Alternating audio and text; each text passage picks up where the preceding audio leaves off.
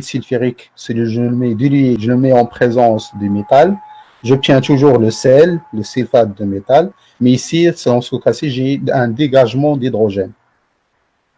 Donc, la plupart des réactions chimiques qu'on utilise de point de vue à l'échelle du laboratoire, donc on prend l'acide sulfurique en général dilué, on a production de l'hydrogène, mais si jamais on travaille avec l'acide sulfurique concentré à chaud, il faut savoir que ce couple, l'acide sulfurique concentré à chaud, il agit comme un agent oxydant et il fait intervenir ce couple redox qui est SO4 2-SO2.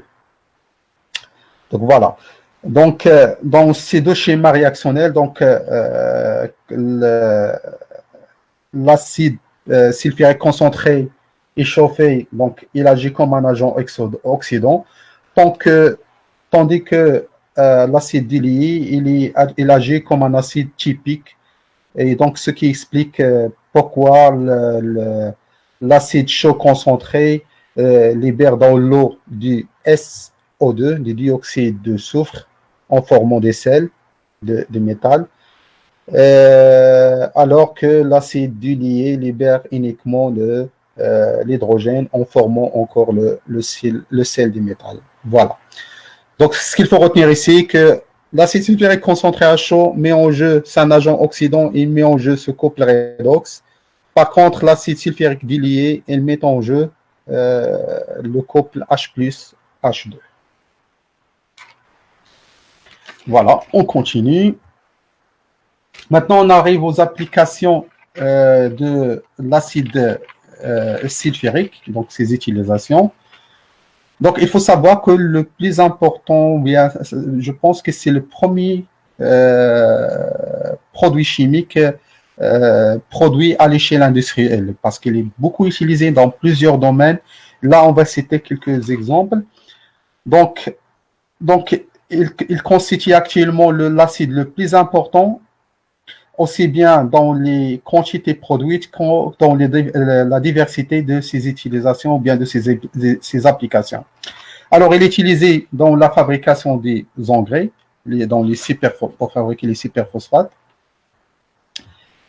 Il est utilisé dans l'industrie des textiles. Il est utilisé dans la préparation des métaux ou bien dans le traitement des minerais, dans le lessivage en général.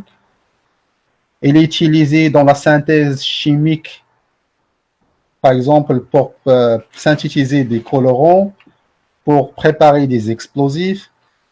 Il est utilisé comme détergent et dans les insecticides. Il est utilisé également dans la préparation de l'acide phosphorique et de l'acide fluorhydrique. Il est utilisé également dans le raffinage des pétroles. Donc, on l'utilise encore une fois dans la déshydratation des aliments, la déshydratation des alcools, dans les réactions de sulfonation, on l'utilise dans les réactions d'estérification, on l'utilise aussi dans le décapage des métaux en sidérurgie, dans le traitement de l'eau. Il sert aussi à faire diminuer le pH des sols. Il est utilisé aussi dans l'industrie de traitement de surface des matériaux, dans les matières plastiques et la lissélée longue. Donc, voilà. Donc, la dernière chose que je voudrais vous parler ici, c'est que pourquoi, lorsqu'on coupe un oignon, ça fait pleurer. Alors, il faut savoir, lorsqu'on lame de couteau découpe l'oignon, il déchire les cellules qui composent l'oignon. Et donc, ces cellules, elles libèrent alors des enzymes. Les enzymes qui libèrent, ce sont des allianas.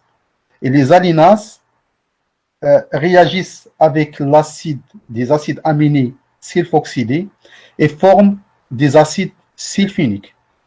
Et ces acides sulfiniques, ils sont très volatiles, donc ils arrivent plus ou moins 30 secondes après qu'on découpe l'oignon, et au contact avec l'eau qui compose les larmes, forment l'acide sulfurique, et donc qui irrite les yeux. Donc bien que la quantité qui est formée d'acide sulfurique, il est très petite, mais elle est suffisante pour picoter les yeux.